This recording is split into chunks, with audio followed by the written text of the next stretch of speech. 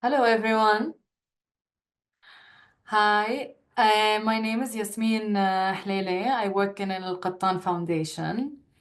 Just for those who do not know, this event will happen in English. Rifqa will be speaking in English, and the moderator Bayan will also speak in English. But if anyone wants the direct translation in Arabic, can go to the interpretation channel down and go to Arabic. The translator Maher Awawdi is going to be doing the direct translation. So if you have any questions or if you have any technical problems, please drop me a message on the chat.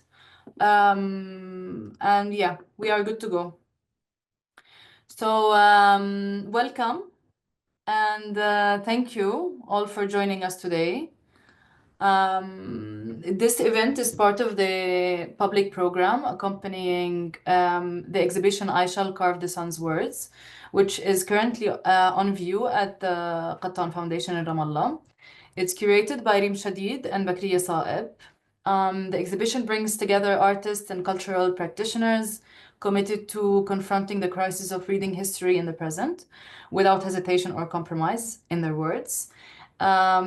It proposes the liberation not as an abstraction, but as praxis grounded in lived experiences. So today's session turns to literature as a form of mapping memory and resistance. We're honored to host Professor Rifqة Rmilة, Associate Professor of Modern Arabic Literature and Film at the Free University in Berlin. She's also a principal investigator of the Pal Read project. She will be presenting Country of Words, which is a transnational atlas for Palestinian literature, a digital project that retraces the global journey of Palestinian literature across the 20th century. So merging literary history, periodical studies, and digital humanities, the project creates a vibrant, multi-layered map that connects fragmented narratives into a shared cultural history. The session will be moderated by Bayan Haddad, who is a lecturer in English language and literature at Birzeit University.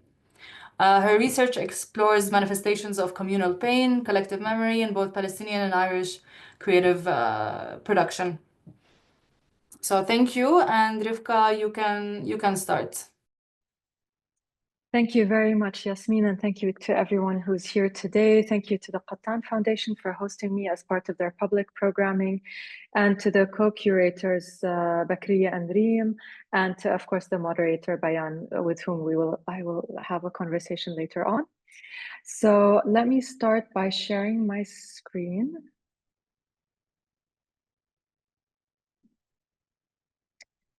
And if it's just possible to let me know that you can all see the cover page. Great, okay, thank you.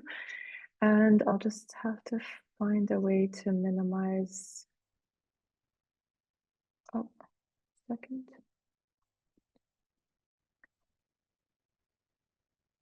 Okay. So let me start by saying that I'll be talking about the Born Digital Book Project, Country of Words, a Transnational Atlas for Palestinian Literature, which was published by Stanford University Press in 2023, which Yasmin already mentioned.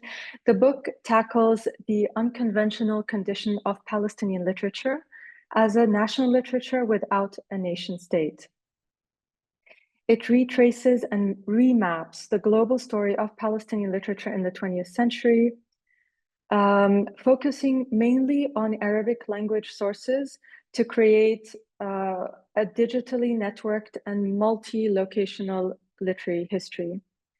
In this book, the virtual realm acts as the meeting place for the data and narrative fragments of what I see as a literature in motion, bringing together porous, interrupted, and disconnected fragments into an elastic literary history. Because of its unhoused reality and the scattering of the Palestinian people, and as a result, their literature, Palestinian literature actually gives us the opportunity to explore new ways to write non-linear and non-conventional literary histories. So in this presentation, I'll delve a little bit into the behind the scenes of this book project and talk about its creation, the digital form, and the contents. But first, I just wanted to mention the project that Yasmin already mentioned, the PALREAD project, which is really the project that made this book possible. And this was a 5-year project that was hosted at the Free University of Berlin between 2018 and 2023. It was funded by the European Research Council, and as you can see, it involved a lot of people working in various capacities in this project as researchers, as consultants, as international researchers in the different areas we were trying to conduct research in. And basically, the project tried to experiment with digital tools and technologies. And the team, the small team, actually, the core team, was really tireless in their work to gather scattered, forgotten, and overlooked primary and secondary sources, which really became the backbone for the implementation of Country of Words. And I just want to say a word about Palestinian literature itself, because Palestinian literature, as I see it, is an anomaly in the context of modern Arabic literature because of the conditions of its creation, publication, and dissemination. So especially when considering that its writers, readers, critics, publishers, sources, and archives cannot be found in one national, centralized, territorialized sphere of literary production. And that's really the main difference. And just one look at these wide array of countries that we see here for Palestinian literary figures and the regions and continents where Palestinian writers lived, worked, and published gives us just a sense of how expansive this history really is. And for this reason, it became important to tap into the transnationalism at the heart of Palestinian literature to really find or try to find new ways of understanding and narrating Palestinian literary history. And also this transnational lens that covers all these regions and countries gives us this possibility to zoom out, let's say, to make visible this bigger picture of Palestinian literature, one that can try to connect all the national and extra-national dots across different literary geographies and periods. But of course, doing this kind of work does not come without huge challenges. To address some of these challenges,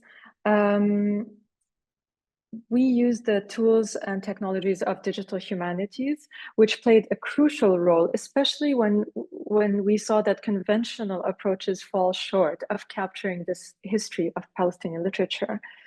So digital humanities actually made it possible for us to toggle between different kinds of readings of Palestinian literary history. So between distant and close reading, allowing us to zoom in and out of the material to capture the macro and the micro, the global and the local, and to see this large scale, these large scale patterns that emerge, but also to be able to do very detailed analyses of text as we normally do in literary studies.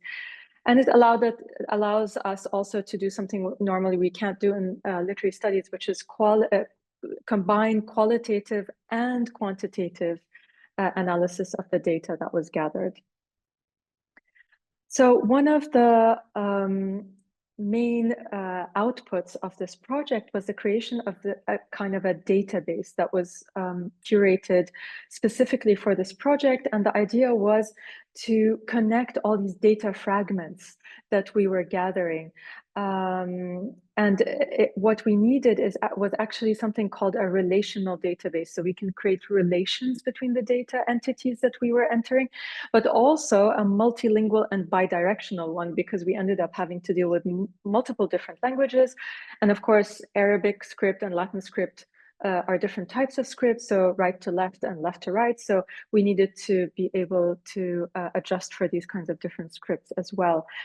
But of course, with all of its amazing advantages and the technologies, etc., behind these kinds of things, there was quite a few challenges and limitations, and I'll just mention a few here, and if anybody's interested, we can talk more about them.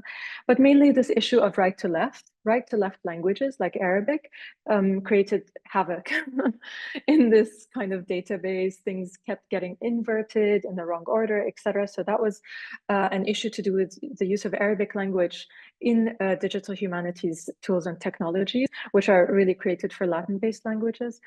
And the other specifically Palestinian challenge was geolocation, and geolocating Palestinian places that are historic, they no longer exist because they were destroyed or wiped off the map, as we see happening today, or even refugee camps that do not appear on any maps or were transient and no longer exist. Even those that continue to exist are difficult to geolocate. Another thing we developed specifically for the project was a visualization tool. This was a way to be able to explore the data in many different ways and more interactive ways than the database itself. So we decided on 6 data models that we thought were relevant to understanding Palestinian literature, and of course other literatures can use these models, but maps, information cards, events timelines, temporal evolutions, lists, and network data models. These were important for the project. And next, I just want to mention one hugely important source, and really this is the crux of the matter and the most relevant item here in relation to this public programming focused on the archives. This source became the bread and butter of the project's research, data collection, and analyses. Basically, these are Arabic language periodicals, newspapers, magazines, journals, etc., that became the data powerhouse for the project. And this became even more important in the context of the absence of Palestinian archives and the destruction, looting, and loss of Palestinian sources and documents. So the corpus of Arabic language periodicals that we used actually included those published in Europe, not just in the Arab world, obviously, but also in Europe, North America, and Latin America. And all of them proved to be very crucial. And really, as an archive and as a corpus, they proved to be a treasure trove of untapped material. And they also became a consistent source to really understand, map out, observe, trace, follow over the period of an entire century how Palestinian literature was published, read, received, discussed, reviewed, analyzed, theorized, by whom, where, when, how often, and in which venue and context. I mean, this was really a treasure of material that we could work with. And we read periodicals from cover to cover. As you would read a book, we actually read them, and we read everything in them, including advertisements, illustrations, kind of the way, the formatting, the structure. But again, there was huge challenges when it came to data and data entry and data collection, because actually all the data that was extracted from these periodicals was done manually. There currently is not a process to do this in an automated fashion, which you can do in other languages, and we can talk about this also. And of course, there are no pre-existing data sets for Palestinian literature. So the data set that was built up with this project was done from scratch, essentially.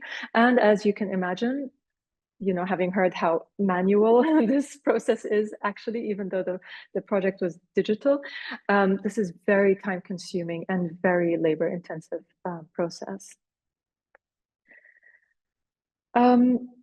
Just a note on the conceptual frame behind the project. And the goal of Country of Words was to create a textual, audio-visual reading, research, and learning digital environment that offers a kind of alternative but also interlinked perspective on Palestinian literary history, prioritizing participatory, interactive, and non-linear modes of engagement. This was really important for me to counter the trends in academia and pedagogy today. It was also really created because for me personally, the bigger picture of Palestinian literature, the picture that links periods and people and literary geographies has always been missing. And I wanted to better understand the lived reality of Palestinian literature as this kind of transnational web of people and literature that is in motion. And often literary studies don't take these things into account. And a note on the design of the project, I just wanted to mention here that even though the project as a whole had a few intellectual mentors like Salma Khadra Jayusi, Hanna Abu Hanna, Mahmoud Darwish, and others, I wanted to focus specifically on Edward Said's influence on the design of Country of Words. More specifically, this book of his, After the Last Sky, which was published in 1986, where Edward Said tells us that the story of Palestine cannot be told smoothly. And according to Said, the Palestinian story is not narrative, but actually broken narratives that prioritize fragments over wholes and tells us the story in pieces. Because often we're looking for the complete narrative, not a broken narrative, and we're looking for the wholes, not the fragments. But in this case, Edward Said brings this to the foreground, and it's really important to take this into consideration when thinking about Palestinian literary history. So Said's reflections on the Palestinian condition in this beautiful book, After the Last Sky, which is a book that combines text and images and photography. This really provided the spark for a Country of Words. And basically, I tried to do in digital multimedia form what After the Last Sky did in analog form, in this kind of book of photography and text. And going further, Country of Words sought to model the typology of the unreconciled book. This is what Said used to describe After the Last Sky. It's a book where you have contradictions that coexist with unreconciled narratives, and they can come together. And he shows us that this is possible.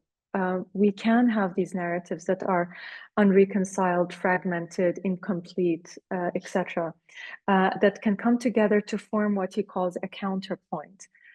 And this kind of counterpoint also inspired me to design Country of Words as a contrapuntal reading of Palestinian literary history. And I'll show a little bit more what this means when I get to the project itself.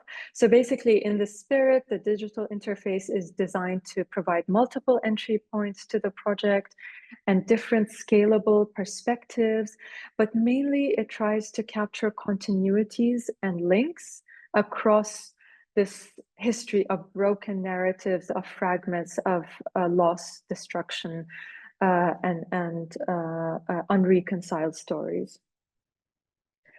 So the main features of this digital interface of Country of Words are actually the timeline, the network, the visualizations, and the audio interviews. These are different windows, let's say, onto the contents of the project, and it allows readers to toggle back and forth between text, visuals, and audio. So I'll just move quickly to the platform itself, which is at countryofwords.org. If somebody can just say yes, that you can see this cover page of Country of Words, that would be great, because I can't see the participants. We can. Okay, thank you, Bayan. Okay, so this is the cover page of the project. And once you click enter, you're transported immediately to the timeline view of the project. And this was very intentional. The timeline view is the beating heart of the project. It provides the access to the main contents of the project. And this was intentional because I didn't want to start with an introduction or anything else, which actually you can find here in the sidebar. But I'll just talk a little bit about the timeline view. So basically, this is what I tried to do with what I mean by contrapuntal periodization.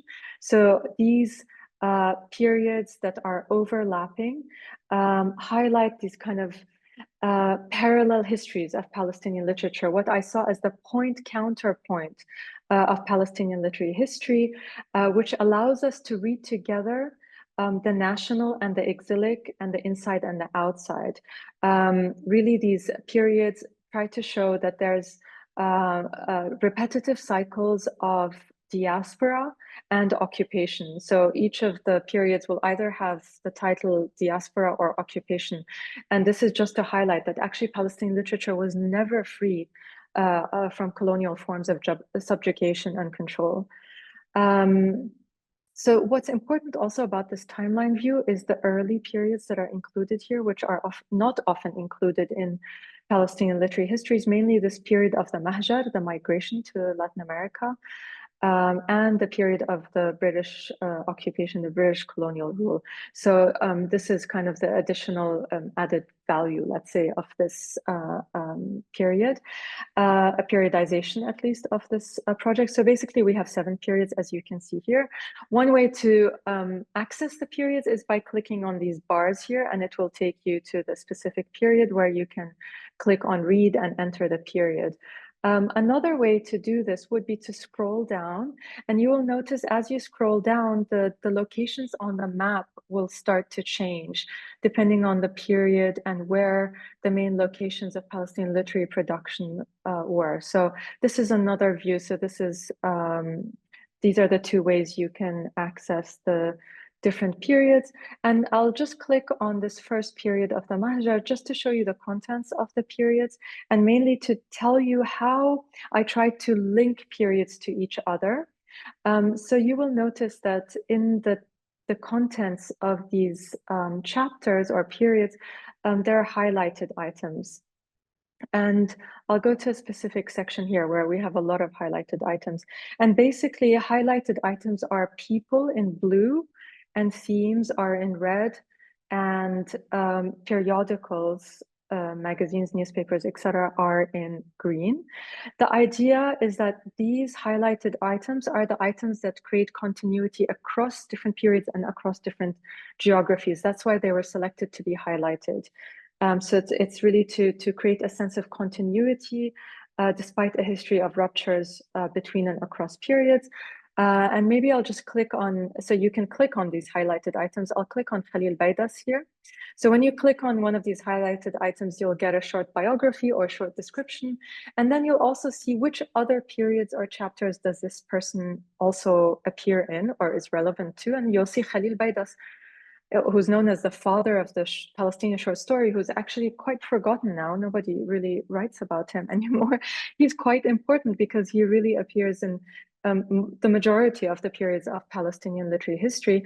And here we see that he also appears in an audio interview with Faisal Darraj. So these kinds of links are also possible through these. And you can click, for example, or even open this these items in a new tab if you want to come back to them. So Faisal Darraj, if you want to listen to his interview, you can come back to it later to see where he mentions Khalil Baidas, etc., if you're reading. So this is how these links operate. So basically, there are 94 highlighted persons and 35 highlighted periodicals and 12 highlighted themes. And I can talk a little bit more about the process that went into deciding which people and periodicals and themes to highlight. Now I'll just maybe mention the network view. And this is the view, also another view of the contents of the book. And it's really the meta perspective on how everything is linked to each other. So how does these 94 literary figures in blue link to periodicals in green, link to periods in yellow, and to themes, etc. So as you see, you can hover over specific items and you'll see the links. So for example, Ishaq Musa al-Husseini links to 4 of the periods. You can click on one of the periods, and then this is another way to go in and read it. You can zoom in and out to see more connections. Similarly, for any theme or any person or any periodical, you'll get a short description here so that you're guided in this kind of confluence of nodes and colors and people. But one of the ideas not of this network view is not just to see how everything links to each other, which was important for me doing this project, but also to burst open the shrinking canon of Palestinian literature by reviving a whole host of names and connections that may have been forgotten or marginalized. Okay, so I'll maybe just mention quickly also the visualizations gallery. So in this gallery, there's about 43 visualizations. These visualizations appear in the periods themselves, the chapters themselves, but also are available here as standalone sources of knowledge, where one can explore them further if one is interested.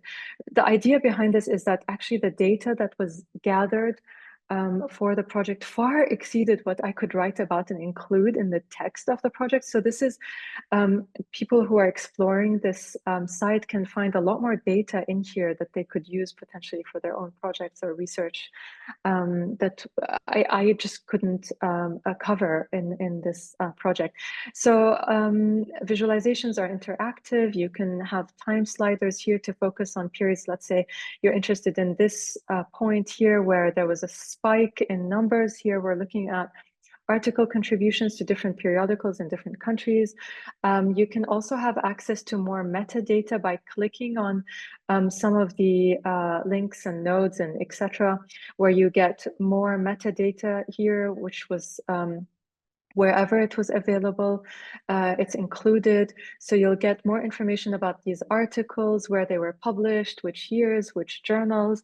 And yeah, and you can click on the different, for example, locations here, and you'll see who published in these locations.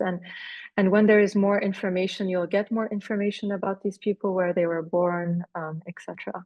So these are some of the functionalities of these visualizations, which you can explore as standalone sources, as I said. I just wanted to show you another type of visualization, which is this, what we call information card, which includes multiple different data models. Here, there's a biographical timeline and map for Liana Badr, where she lived, the different locations, and also her literary production, what she published when, her novels, etc., and which periods she's mentioned in, and also the fact that we have an audio interview with her. So I just wanted to show these this type of visualization. And finally, the audio interviews are also things that interviews or audio functions that appear inside the periods themselves, but also are available here for people to listen to separately if they want to. They are all in Arabic, so they're Arabic language interviews. They're oral histories of key literary and cultural with key literary and cultural figures to fill the gaps where we didn't have sources for certain periods or locations, geographical locations, and really to tell undocumented stories. There's a lot that is undocumented in Palestinian literary history. So the purpose behind these interviews was to ask specific questions about networks of people, locations and geographies and literary production, and the magazines and newspapers that were really at the heart of this project. So here you'll find all of these interviews. And now I'll just go quickly back to the PowerPoint. And if it's possible to tell me whether you can now see my PowerPoint again. Yes, we can. Okay, thank you, Bayan. Okay, I just also wanted to say that these audio interviews also exist as a separate podcast called Balad min Kalam, Conversations on Palestinian Literature. It's available on Apple Podcasts and Spotify. So it's also, the idea is to have it to be accessible to a wider audience beyond academia, to anybody who's interested in these stories and these figures. Okay, so in the next section, I'll just cover some elements of these early periods of Palestinian literature, that the elements that I think resonate with today, that are, I think, relevant to today and relevant to this topic of the archives. Mainly I mean, there's a wealth of material in here, obviously, which people can explore. But yeah, I've chosen to focus on specific items which I think speak to this genocidal moment we are living through, which is a moment of annihilation and extermination, specifically targeting the Palestinian people and their humanity, their physical presence on the land, as well as their culture and history more broadly. And this is quite important because we will see traces of this in the past. So the first three periods of Palestinian literature, as I periodized them, I saw as foundational for the evolution of Palestinian literature. That's why I included them. Even though the project was supposed to start from 1948, I realized that although this is an important rupture point to understand 1948, one has to go further back in time to really see how this literature and its story evolved. Okay, so the timeline begins with the Mahjar, which is the period of migration from the Levant, more broadly, so Syria, Lebanon, Palestine, Jordan, also to North and South America. It remains an understudied period in the context of Palestinian literary history. But I saw this as the first period that features a transnational expansion of literary geography outside the physical boundaries of Palestine. We often think about post-1948 as the first periods of literary history that expand beyond Palestine, but actually it is the Mahjar period that already operates in this fashion. So integrating the Mahjar period into Palestinian literature brings about the first instance, as I saw it, of this kind of homeland diaspora continuum. And it's establishing this continuum is very important because then it fosters an early understanding of this, what I saw as this inside-outside dynamic that is very present in Palestinian literature and allows us to trace it and see how it evolves. It also helps us problematize this idea of a territorialized literature, one that is based on the nation-state framework, which, as many people who work on Palestinian literature know, that this framework is not that helpful for understanding Palestinian literature. Okay, one element I wanted to highlight is in the Mahjar in particular, and in the Mahjar periodicals, which is what I looked at, these newspapers and magazines published in Latin America, particularly in Chile, is this topic of censorship, which is a topic that I highlight in red and I trace across all the periods. So I wanted to highlight actually how the Mahjar periodicals, which were published in Arabic at the time, covered censorship in Palestine, which I was actually quite surprised to see. And also surprising was to find out that the Arabic press in the Mahjar, in Latin America particularly, enjoyed relative freedom compared to the local press in Palestine, which was actually subjected to very heavy censorship by British colonial authorities. So in this case, the Arabic periodical in Chile, Al-Watan, was very actually aware of what was going on in Palestine and even included coverage of censorship and struggles in Palestine. So this is an article from Al-Watan from February 28, 1920, and here we're talking more than 100 years ago.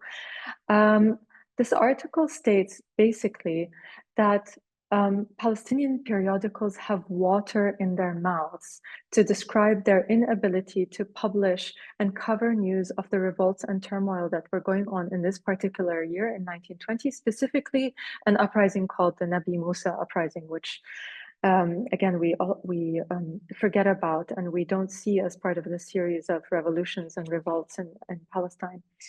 In a similar vein today, I think why this article resonated with me is also because we can say today Palestinian media has rubble in its mouths, particularly in Gaza, with everything going on. So this censorship as a very physical silencing of the mouths of being kind of drowned in rubble or water is very much, has been there for more than 100 years.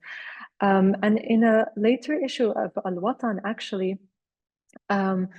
there was coverage of this Nabi Musa uprising, which took place in 1920. And in that piece, Al-Watan mentions that the only Palestinian newspaper that contained coverage of that Nabi Musa uprising, this newspaper called Mir'at al-Sharq, arrived in Chile, but it was already redacted by the British censor. So while they were anxiously awaiting news from Palestine on what was going on there, they finally received one newspaper and everything was redacted already by the British censors. Another thing I wanted to mention, and a very important element that emerges in this period, in the Mahjar period and its parallel period, the Mandate period, is the coverage of the persecution and detention of political prisoners in Palestine. Again, political prisoners being a very core topic. I mean, we sometimes sideline it and don't think about it as an ongoing topic for more than 100 years now of political prisoners in Palestine, but they were paying attention to this. So Chilean Arabic newspapers talked about the policy of imprisonment that the British colonial authorities were pursuing as another form of silencing Palestinian voices, and they specifically use the word silencing Palestinian voices when they talk about prison as a form of silencing, just as censorship is a form of silencing. For example, there's a news item in Al-Watan from August 7th here in 1920, which announces the establishment in Jerusalem of a committee to care for Palestinian political prisoners, and mentioning Khalil Baidas here as one of the founding members. And this is not a coincidence. Khalil Baidas, who I just mentioned earlier, was himself imprisoned in 1920 as a result of this Nabi Musa uprising. And he was imprisoned for giving a speech during that, which usually is a festive event, this Nabi Musa celebrations. So this is not very different than what's going on today, that his imprisonment was a result of him giving a speech during this event. Another piece here on November 1st, which I wanted to mention, also from 1920, also to do with the Nabi Musa uprising. This is a letter that was sent from an anonymous contributor relating his prison experience and the biased British military court system. And what I wanted to highlight here is the fact that Al-Watan in Chile decided to keep this person anonymous to protect their identity. And this is a practice that continues until today, that these ground correspondents that are sending these articles to these Mahjar periodicals, probably because they couldn't publish them in local periodic, had to be protected. I mean, this was an idea that was already there. So that was quite important to see. And the parallel period, the period parallel to the Mahjar, if you remember that contrapuntal timeline, this is the period of great upheavals and political turbulences. I mean, from the demise of the Ottoman Empire, the onset of British colonial rule, the 1920 Nabi Musa uprising. There was also the 1929 Buraq revolt, extremely important revolt, part of this long series of revolts. And of course, the 1936 to 1939 Great Arab Revolt. Then there was World War II and their culmination in the Nakba of 1948. So this is a hugely tumultuous period. But in this period, I really found that the main contours and conditions of Palestinian literary production emerge. And they set the stage for what Palestinian literature will have to contend with for decades to come. So just back to the topic of censorship, because as I said, this was a theme I highlighted in red and I followed across the period. Although this period saw a revival and flourishing of the periodical press in Palestine, it was also a period of interruptions, irregularities, intermittencies, and much of Palestinian media and publishing were really at the mercy of ruthless British colonial censorship measures that were expanded and boosted during this period. And to defy the censors, often Palestinians resorted to writing and publishing outside Palestine, as we saw in that Mahjar, in the Al-Watan article that was sent from Palestine about prison experience. And this just gives us a sense that actually literary geographies, even during these brief moments where we could say during this mandate period that Palestinian literature was centralized and territorialized, even in this period, we need to extend the literary geography to really capture the scale, scope, and conditions of Palestinian literature and to better understand what was going on given the heavy censorship and imprisonment policies.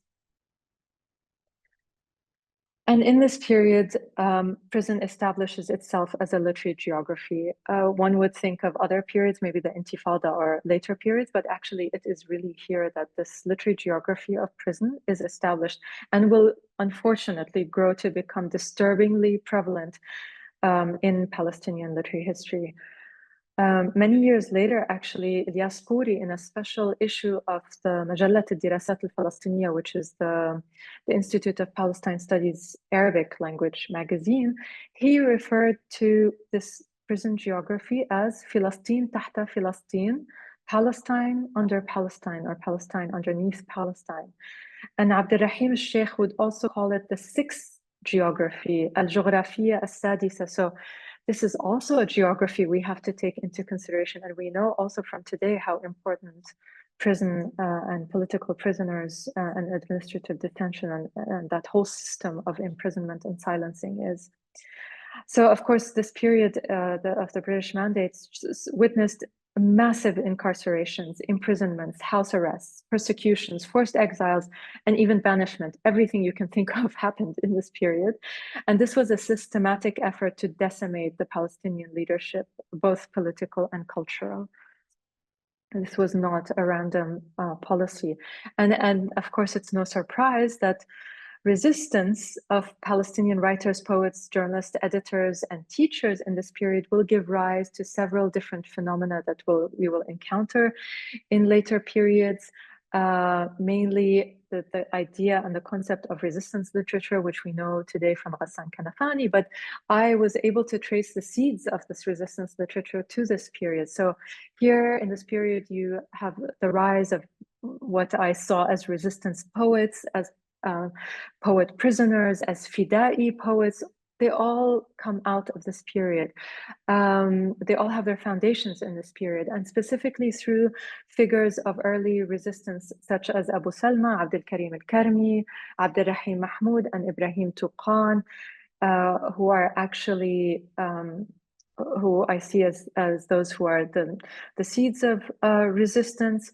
And planting the seeds and paving the path for this concept of resistance literature to grow. So, of course, Ghassan Kanafani himself, who coined this concept of resistance literature, he came back to this period. And here I want to mention another one of his books, which was thankfully translated into English, which is the book that he goes back to this mandate period, and specifically to this period of 1936 to 1939, to understand the early roots of resistance. Another thing I wanted to mention with regards to prison is in this period, we also see the first traceable attempts at developing a terminology around prison literature. This is a 1946 article by the then young journalist Emil Habibi. Now we know him as a novelist, but he was a journalist writing for Al-Ittihad newspaper in Haifa. He goes to visit prisoners in the Akka prison, and he published this article in Al-Ittihad, which was the Haifa-based Communist Party newspaper. And in this article, Emil Habibi uses the terminology السجن الصغير والسجن الكبير, the small prison and the big prison. This notion of Palestinians are living in one big prison will become, unfortunately, a mainstay in the discourse on prison literature. And of course, we know this term also from today, with Gaza being referenced as one big prison. But back then, this Akka prison was known to Emil Habibi and his readers as this notorious site where 3 young men, one of them Emil Habibi's school teacher, were executed by hanging by the British as a means to crush Palestinian anti-colonial resistance after the Buraq revolt of 1929. And the names of these young men, Muhammad Jamjoom, Fuad Hijazi, and Ata Zir, are still chanted in protest today. So you see this history is a long history, and there are continuities and there are links. And I'll just now move to the third period that I'll mention today, which is the period that I call it a period of triple occupation, which is this period that emerges from the ruins of the 1948 Nakba and emerges into a new constellations of occupation and dispossession and diaspora and exile. Often this period has been called the silent years or lost years, but actually after doing a lot of research on this period, it's anything but silent, despite the decimated capacities to write and publish and the decimation of Palestinian culture and society in general. I'll focus mainly here just on the Israeli occupation aspect of this triple occupation, just to say that Palestinian periodicals and literature inside the new state of Israel developed under a ruthless military occupation and in isolation of the Arab world. And the majority of the pre-Nakba Palestinian periodicals, magazines, newspapers, etc., did not survive the cultural annihilation of 1948. So the Nakba actually brought to an end the lives of each and every Palestinian literary magazine. So all the magazines were wiped out. And Palestinian printing presses, which were on the coastal areas in Jaffa, mainly Haifa, and some in Akka, also vanished, along with the newspapers and magazines that they printed. Some moved elsewhere, some just completely disappeared. And just like the Mandate period, this period of Israeli military occupation witnesses once more the mass arrest and imprisonment of Palestinian literary figures, and this gives rise to a new generation of poet prisoners. And I just wanted to mention an article here by Tawfiq Zayad. So Tawfiq Zayad was part of a new generation of poet prisoners under Israeli occupations who he'll become later known as the poet of resistance because of Ghassan Kanafani. But at the time, Tawfiq Zayad was active in many different spheres, including politics and literature and journalism. And he wrote this article in Al Jadid magazine. So Al Jadid was a literary supplement of Al Ittihad newspaper, also affiliated with the Communist Party. Then it became its own magazine. So this is an article from 1966. And I just want to mention this article just to, again, highlight continuities rather than ruptures. So in this piece, Zayad asserts a clear sense of continuity despite the ruptures of 1948. And he creates a link with the previous generation of poets under British colonial rule, specifically mentioning Abu Salma, Abdurrahim Mahmoud, and Ibrahim Tuqan. So Zayad insists in this article that, which is this part here, that our revolutionary poetry is an extension of their poetry because our battle is an extension of their battle. So Zayad did not see a difference between British colonial rule and Israeli colonial rule, and he draws this implicit link between the Palestinian poets resisting British occupation and those resisting Israeli occupation. So this is a very important link because one thinks that these are different entities that occupied Palestine, but actually in the way they operated, they were not different in their colonial mechanisms of subjugation. And again, when it comes to prison, this idea of السجن الكبير, السجن الصغير, the big prison, the small prison, is revived in this period.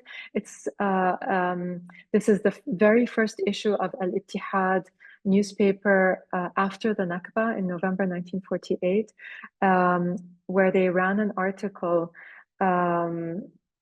where they talked about the ghettoization of Palestinians in Jaffa, describing it as one big prison. And discussion of literary figures as political prisoners and Al-Ittihad was also set within this big prison, small prison framework. And maybe it's not surprising to many people that actually, in particular, the detention, imprisonment, and house arrest of Mahmoud Darwish received a lot of coverage in Al-Ittihad newspaper, specifically within this framework of small prison, big prison. And I'll just show you some examples, which I found really interesting from the 1965 issue of Al-Ittihad, where we find extensive coverage of Mahmoud Darwish's imprisonment in a Rmileh prison for the crime of traveling from Haifa to Jerusalem without a permit. And here we see a poem from Salem Jubran dedicated to Mahmoud Darwish, إلى محمود درويش في السجن الصغير, to Mahmoud Darwish in the small prison. And in another poem here by Tawfiq Zayad, who says, and I'll just translate, "To my friend with the green eyes, from my big prison to you in your small prison." And then finally, a poem from Samih al-Qasim, all now very well-known and famous poets, writing to Mahmoud Darwish at the time. Here, Samih al-Qasim, in his poem, a letter poem, let's say, adds the address of a Ramle prison to his, so he actually adds the prison address to his poem, which is sent to his friend Mahmoud Darwish. And I'll mention also censorship because this, of course, continues in other periods, but in the new state of Israel, which inherited and expanded and boosted the British colonial authorities' playbook for censorship and emergency regulations, it also implemented media blackouts from very early on. And this is one of the cases of media blackouts. And we know media blackouts from today, not just from Gaza now in this genocidal moment, but from Gaza before, where no foreign journalists, no journalists were allowed in. And as we know, Palestinian journalists who are in Gaza are being massacred en masse. So this is an instance of a first media blackout of a massacre that occurred in 1956 in Kafr Qasim inside Israel. So this is well after 1948, and this is a massacre, as there were others that were happening inside Israel that were covered up. And it took the editors of Al-Ittihad and Al-Jadid enormous efforts to break this media blackout and publish what happened in Kafr Qasim, as we know from today, and what's happening today, and the difficulties and challenges of publishing what is going on in Gaza and Palestine in general. As a maybe example of how under Israeli occupation censorship measures were resisted and defied, I just wanted to use this example from a journal called, well, it was a publication of Al-Ard movement, which was a movement that was technically banned by Israel. It was not legally recognized, and therefore its publications and periodicals were not given a license to publish. So what they did actually in defiance, they adopted a tactic which was also adopted under British colonial censorship measures to resist this level of heavy censorship. What they did is they published each issue with a different title. So you see Kalimat al-Ard, Ummun al-Ard, Abna al-Ard, Akhbar al-Ard, etc. And each time it's a different editor and a different location. So they argued that actually this is just a one-time publication because you were allowed to publish one-time publications, but not, you need a license for anything more than that. So they just argued, well, this is just a one-time publication. But everybody knew that this was the publication of Al-Ard movement. And this is how they tried to defy censorship. So I thought this was an interesting example because I think we're still trying to find ways, whether it's through defying Instagram or Twitter or whatever censorship regulations and silencing of Palestinian voices. One last thing I wanted to mention, and this is as part of the triple occupation, of course, there was the Jordanian and Egyptian rule, which really split apart historic Palestine into all these different pieces. But what I wanted to mention about what was going on there in the Jordanian-controlled West Bank and the Egyptian-controlled Gaza, there was a different kind of documentary impulse that set in amongst Palestinians who found themselves living under Jordanian and Egyptian rule. And just as one example, I mean, of course, there's a lot of examples here to mention because it is quite different than what happened inside the 48 areas. I wanted to mention this particular periodical, this magazine, which emerged from East Jerusalem, Al-Ufuq al-Jadid. And I wanted to mention it because actually this magazine initiated an ambitious project to theorize and conceptualize what its editor called Ufuq al-Nakba, the horizons of the Nakba, and how to write from the ruins of catastrophe. And I just thought this resonated also with me at this particular moment, because we ask ourselves, how can we write at this moment? What can we write at this moment? And here we have examples of how Palestinians of previous generations grappled with the same questions, and we're not alone in this, in that sense. And going back to the archive really develops a sense of continuity and accumulation, this cumulative effort to try and deal with catastrophe. And actually this magazine created an entire literary scene around it, and gave rise to actually an entire generation of writers who we know today, but they called themselves at the time Jil al-Ufuq al-Jadid, the generation of al-Ufuq al-Jadid. And I'll just mention two of them because we interviewed them. Liana Badr and Mahmoud Shqir, they're on the podcast and also on the audio interviews, and they speak about this literary scene that emerged in Jerusalem. It was just a short few years, but actually it was super important and foundational for these writers. And they highlighted how their own literary trajectories were impacted by this one magazine, Al-Ufuq al-Jadid.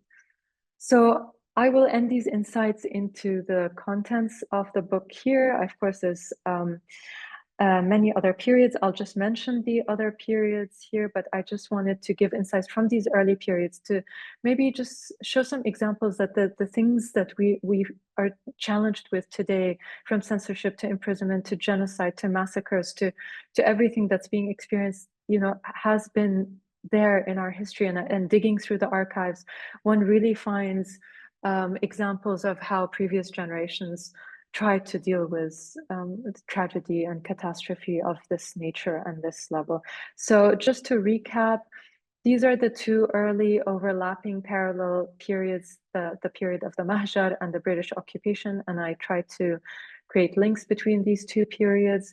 The following periods are the period of after the Nakba, of triple occupation, but this also the diaspora and the great scattering that happened in the diaspora. And then finally, these, let's say, triad of periods, a very long period under Israeli occupation. And here I mean the entirety of historic Palestine under Israeli occupation. And then two periods in exile. One is this period which I called Golden Age in exile, mainly centered around Beirut. And then another great fragmentation post-Beirut to many different countries around the world. So I will stop here so we can have our conversation and our discussion and Q&A. Thank you, Rifqa. Thank you for this very insightful presentation. Just want to mention that the Arabic direct translation will end now, and I will move the mic to Bayan. Haddad. Yeah. Thank you so much, dear Rifqa. I mean, this is such an illuminating presentation, and how relevant. I think so many people have so much food for thought. And yeah, I think I speak on behalf of many for thanking you for this presentation that will stay with us. Actually, in a sense, this project is an antidote to depression and a corrective tool to colonial erasures, because I think colonial powers depend on our amnesia and despair. And the fact that you somehow zoom out and you give us an overview of texts, that also what is interesting is that some themes and narratives loop back and intersect in a way that defy simple chronological order. As you said, it is about the non-linearity, and that tells us to think about archives in a different way, in a way that defies the colonial understanding of time, where things are clearly cleanly divided, past, the present, and future, and that problematizes this division.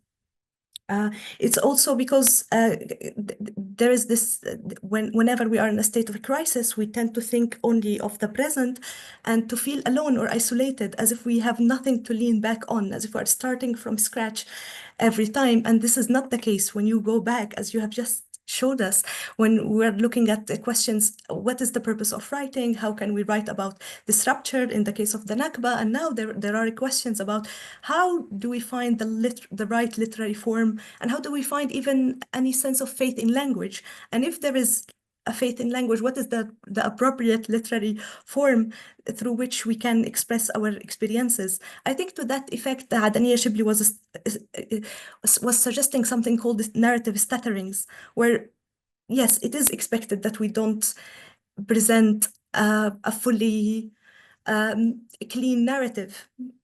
And that actually maybe we look at the fragments not necessarily as catastrophic, but as expressive of our experience and the experiences of many other people and populations that go through similar experiences like ours. So I think that in that sense gives us a different understanding of solidarity across time and space. So I absolutely loved also the creative resistance of writers and publishers, how they they maneuver ways around censorship, because that's also something very interesting, because we feel that what is happening to us now is unprecedented, and maybe the scale of the violence is unprecedented, but there are repeated tools and tactics of repression. And just seeing how writers and publishers have thought of ways of trying to overcome that give us hope, especially now, as you rightly mentioned, in the digital age, how we try to also use different hashtags, not mention Palestine directly, using different letters. There is always this creativity in managing our way. I also absolutely like the way you mentioned Palestinian literature as a global multilingual literary system. Also, what Ella Baz says, that Palestinian literature is a non-hegemonic major literature, and it should be recognized as such, that it is not only a minor literature or one that is necessarily always has to be compared to Israeli literature, that it can stand on its own, and it has different critical dynamic nodes that span across time and space. And so in a sense, whenever we feel that we don't have much, actually we do. We have created a momentum and creative spaces that maybe, yes, they are not confined to one space, but that's actually maybe that can also be the power of its movement and circulation. I will also just mention a couple of things that we think, we as readers or listeners to your amazing project, and to people who go and check out your project online, is that I think it made me think a lot about the gleaning, which is a methodology that is used especially in both in colonial and post-colonial contexts, where you go and search in crevices of history, searching for history's forgotten or hidden details. And I absolutely loved how you went after private collections you also went to refugee camps, and where there were magazine founded there was the place, and also scattered periodicals. So they are usually, you showed interconnections that are usually go unnoticed in traditional bibliographies. And I think that's the power of the project. As you clearly also showed, there are many names that we don't really think about, that I think many people who are listening to us now are going to consider and search and locate, that usually go unnoticed, because there are certain names that are repeated, and other people also you think about them. This is a way of unearthing their legacy and their writing. Also, maybe we should always think of gaps and silences. We should be tracing gaps and silences in the stories. So to not only think of what is written and what is mentioned, of also what is lost and what is not mentioned. So that reminds me of Martyr Rifat al-Arair and his three questions. Who tells the story? Who's benefiting from the story? And most importantly, who is missing from the stories? And so that's a new way of this is an interesting way of always thinking about archives. What is mentioned and also what is lost, and particularly regarding censorship, it's not really only silence, because as you said, for example, I also shared the same understanding or impression that after the Nakba, there were no Palestinian voices, that they went somehow into a state of silence, trying to understand the gravity and multitude of the Nakba or the tragedy, but actually they weren't silent. It's just that we didn't hear about them, so they were silent. We assumed that they were silenced, but so our job is also to interrogate the silencing structures. It's not that a matter that Palestinians don't have something to share. They do have a voice and they do want to share, and Rifat al-Arair is a case in point.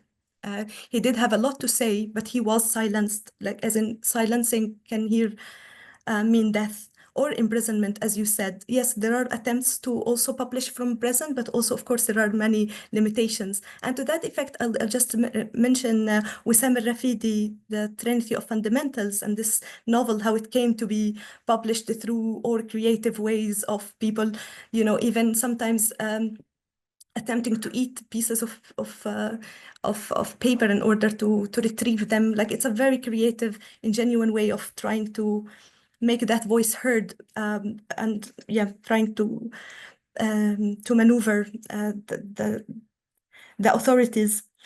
So I think I'll just stop around here. I'll just say that what is interesting, because the exhibition is all about thinking of archives.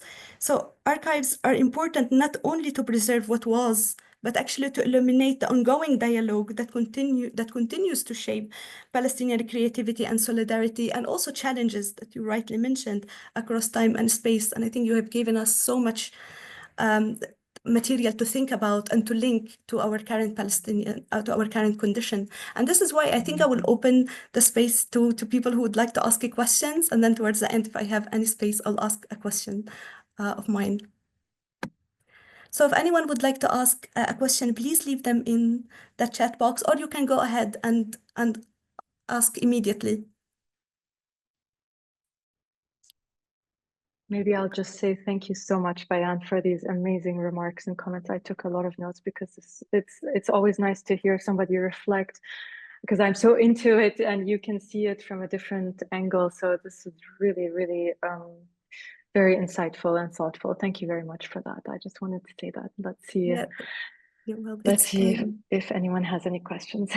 Well, you have given us such an important tool and resource, and we at Birzeit University also try to think of ways of using this valuable tool, because now also thinking of AI, it's difficult not to think of it unless in terms of destruction, but actually it also, in the case of digital humanities, the way that you have used it has illuminated you know, a way of looking at, as you said, a way of illuminating what connections in amidst discontinuities. So someone asked, what constitutes an archive? Yeah, there's a huge debate, of course, about archives. What is an archive? This archive fever, period of archive fever. I mean, for my purposes, I was just being very practical in the sense, because of the situation of either the lack of or the fragmentation or scattering and loss of Palestinian archives. Basically, I wasn't orthodox about archives. Anything that I got my hands on that I thought provides valuable insights on the period and on these people that I was trying to follow and understand the dynamics, what they were discussing, what they were talking about, etc., became part of this, let's say, corpus of sources. I wasn't really after creating an archive. So actually at the beginning of the project, I had this tension. Is this an archival project or not? And because to do an archival project, you have to create an archive. And then you have to engage with all these questions. What is an archive? What is this archive? How is it structured and set up? And so actually, in the end, I decided that this would be a database project and not necessarily an archive project, for very many reasons, many of which include the fact that we could not get our hands on many of the sources that would constitute a traditional archive. And so really it became about data and and how to gather data or glean data, as Beyaan said, or extract data so that the data itself can make the links.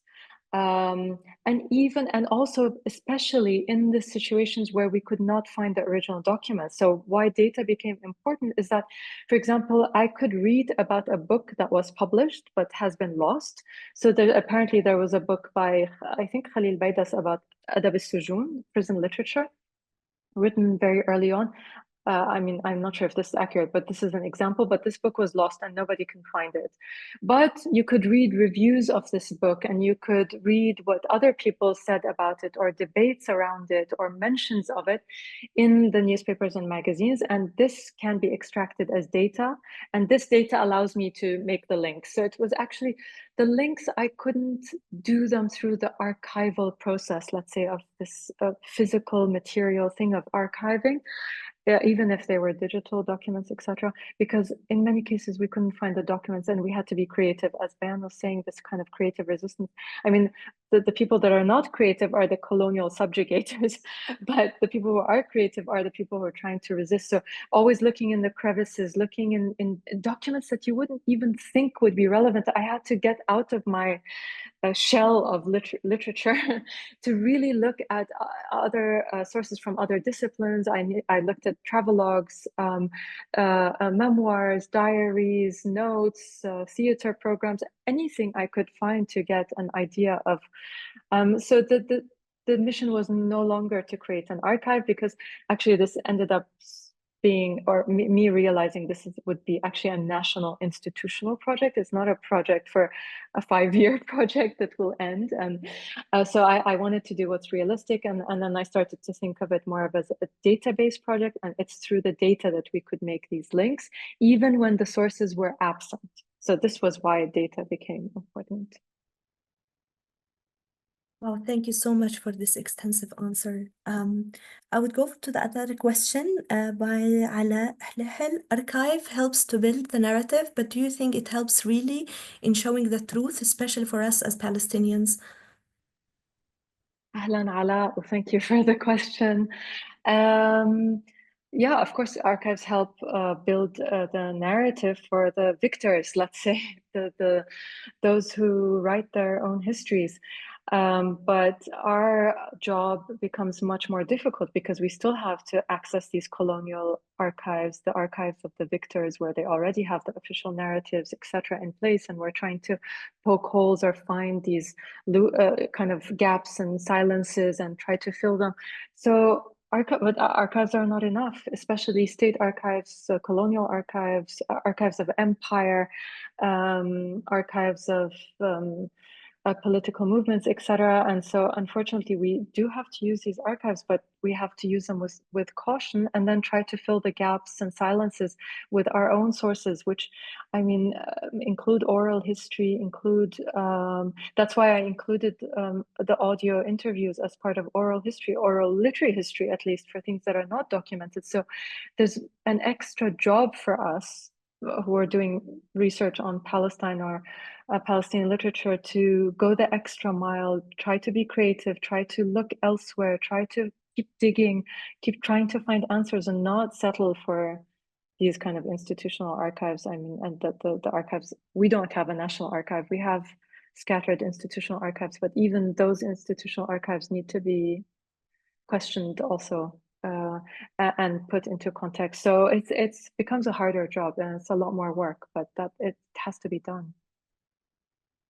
Thank you for this inspiring answer, dear Rifqa. I will move to Elliot. He raised his hand to ask a question. Dear Elliot, can you hear me? Maybe you can go ahead and ask the question yourself.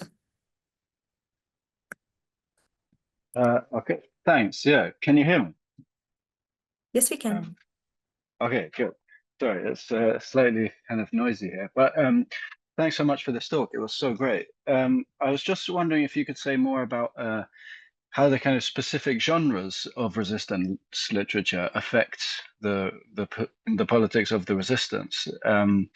Because you're like in Country of Words, you cover so many genres, like magazine articles and the kind of creative work of editing, as well as writing and novels and nonfiction and poetry and everything. And if you could just say more about how the the particular kind of genre that the resistance literature is expressed in affects the politics of it. Thanks again for your talk. It's really so great to be here.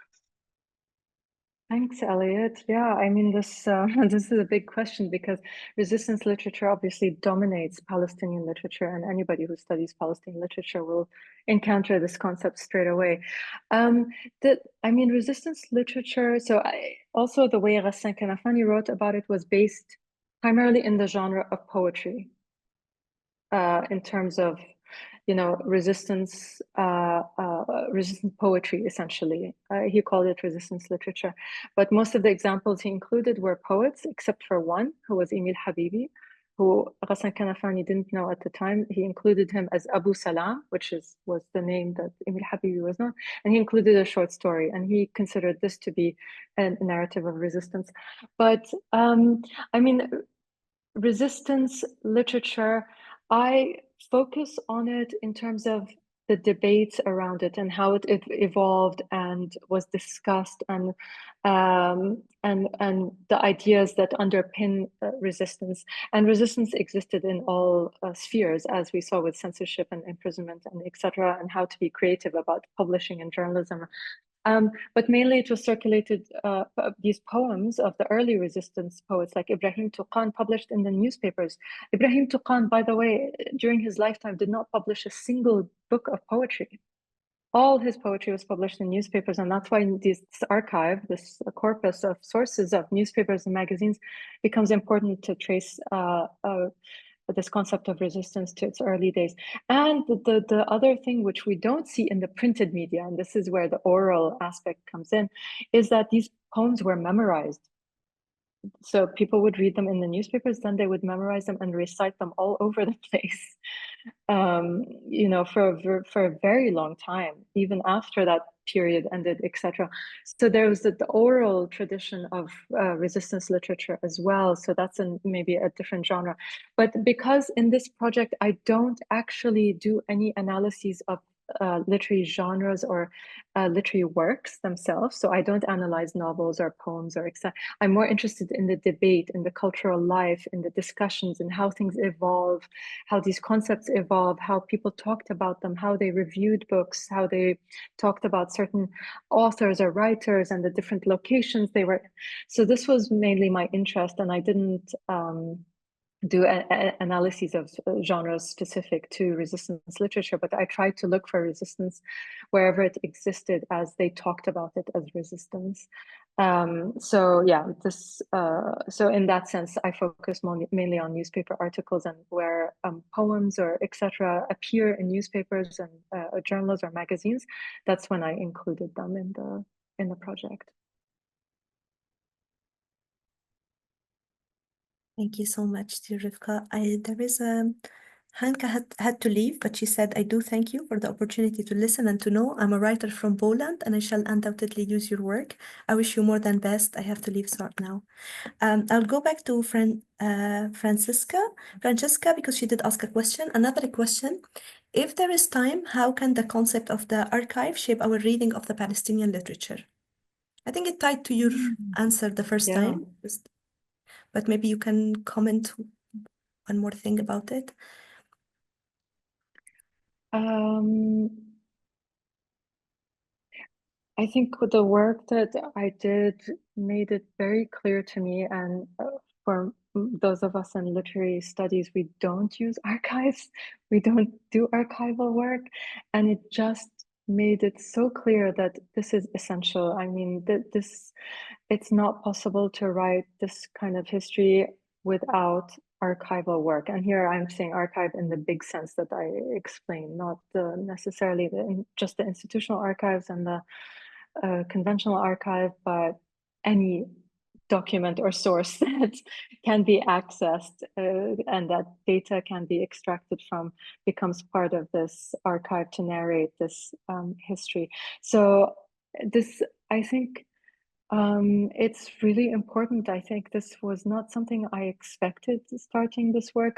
As literary scholars, we often just analyze literary texts themselves, but because I personally hit a ceiling where I realized all this analysis of all these texts is not allowing me to understand how did such a literature, a national literature without a nation state, develop in all these different geographies at once, simultaneous, happening at the same time, with all these people being interlinked and publishing and discussing with each other, or also being isolated from each other.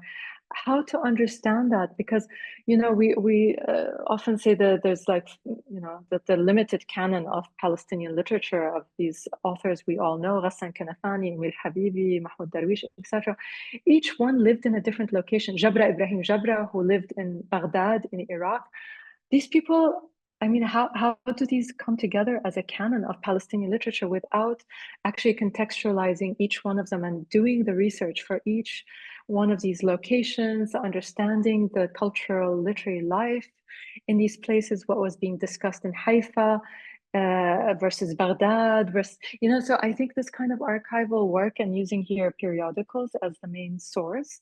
And there are now digital archives of this material. Before it was inaccessible, and I think that's why people didn't use it as often.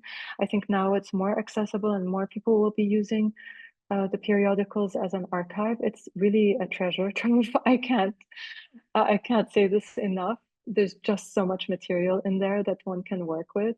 And of course, this is still limited to printed material. Whereas the oral history aspect requires different techniques and tools to actually gather, but it's still essential to fill the gaps where we don't have documents, printed sources, written sources, etc. So yeah, this would be my answer, short answer for this. Well, that's a great. We will move to Rawan's question. Since the project ended in 2023, what do you think can be added to the project looking back at it? Oh my gosh, so much, so much I couldn't add or include, because I tried to zoom in and out. Where I found an interesting trend, I would, you know, zoom into these articles, read them, analyze them, etc., and then zoom out to see what was happening in another location.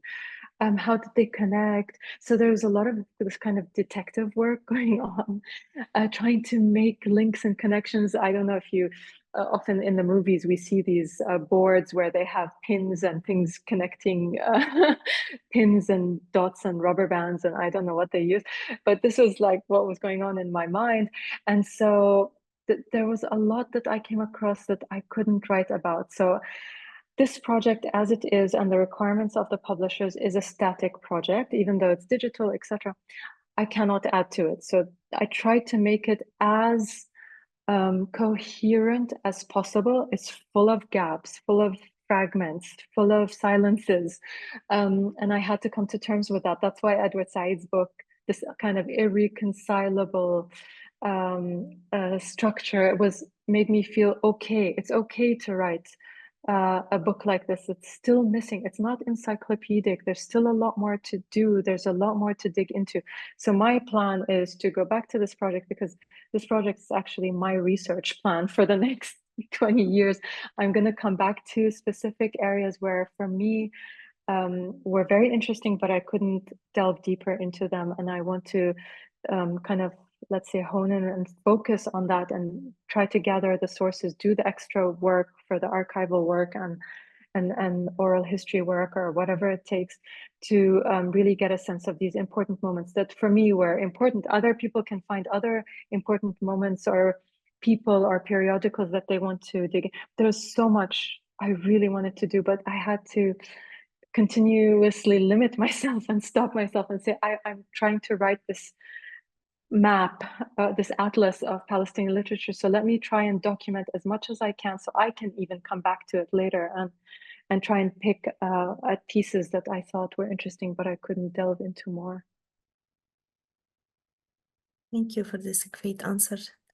I was thinking that yes, absolutely, it's a highly ambitious project. So, but maybe that point we can also comment on what do you think the future of this project? You have presented many entry points, and people maybe would also be interested in being part of any future project, especially that you stop in post-Beirut fragmentation, and ever since so many things have happened. In a sense, so much has happened and nothing has happened simultaneously, which is again the contradiction and the irreconcilable part of things are the same and not the same.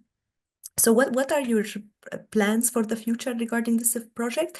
And the second one is, what do you hope for people how do you hope for this project to be used or seen as? Yeah, maybe I'll start with the second question, because I would very much like to have this project as a resource that's available to people more broadly, even outside of academia. And that's why it's open access. There's no paywalls. There's nothing there to hinder access as usually there is in academia and academic writing. So this is one thing that I hope somebody will stumble upon this and will just, explore here and there. This is not a book that was written to be read from cover to cover. It's really designed for people to, if you're interested in the Mahjar period, you go and read it.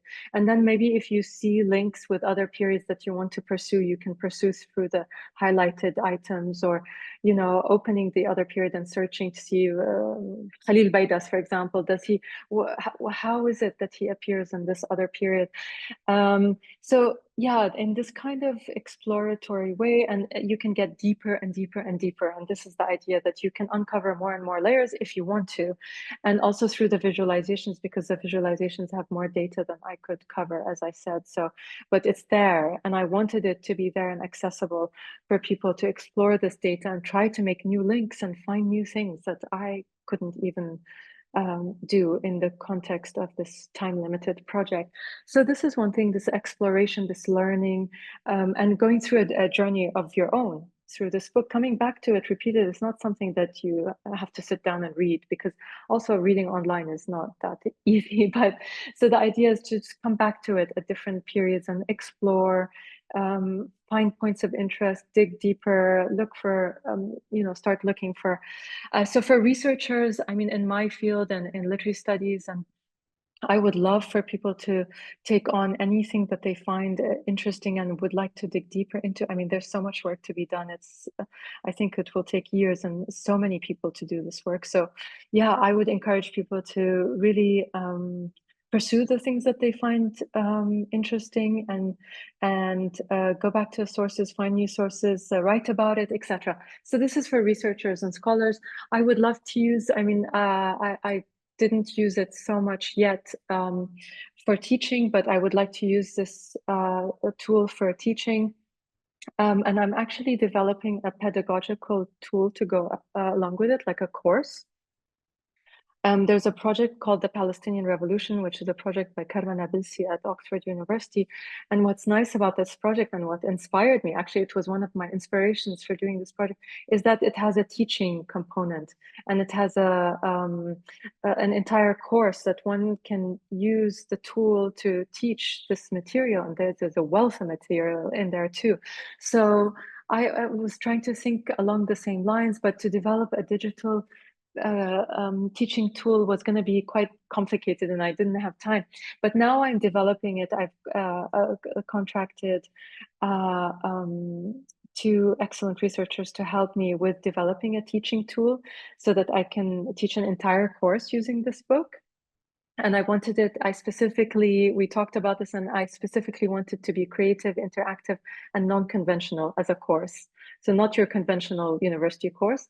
And also to develop a workshop format, which can be done at museums or cultural institutions, or for the general public if they want to do a day workshop using this tool, and with activities and things that they can do. So these are some of the aspects for teaching and researchers, but I do hope that the general public, just to get a sense of this very rich global transnational history, to read any of these chapters and see how some of the things that we are experiencing today and the challenges of today have been there in the past too. And these colonial systems are not very inventive.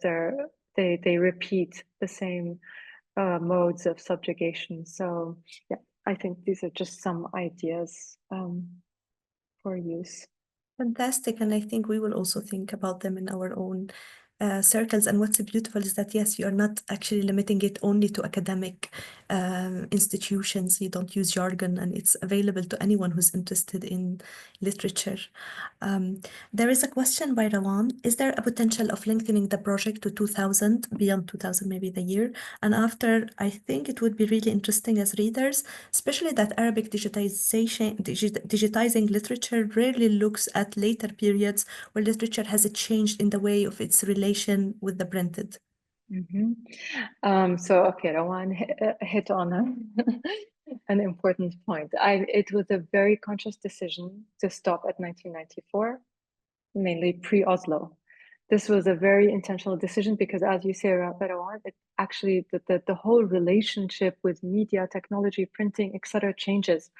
So for me to go after, and also geography changes after 1994, and there's a shrinking of the Palestinian geography and Palestinian identity also with it after 1994, which, I mean, it would require a research project on its own. And if I mean, I can't extend this project as it is because it is static as it appears right now, but maybe for future research to try and see how these points of continuity that I highlighted carried through after Oslo. Oslo is an important turning point, and it's a point of actually rupture, another point of rupture that actually deviates from the entire 100 years before that. Honestly, that's why I didn't include it. But the data itself, the data that's available in the visualization goes into the 2000s, etc. That's why you see on the timeline that these dates appear. That's because the data does go beyond 1994 in the visualizations. So if you look at the metadata, etc., you'll see that the data goes on after that.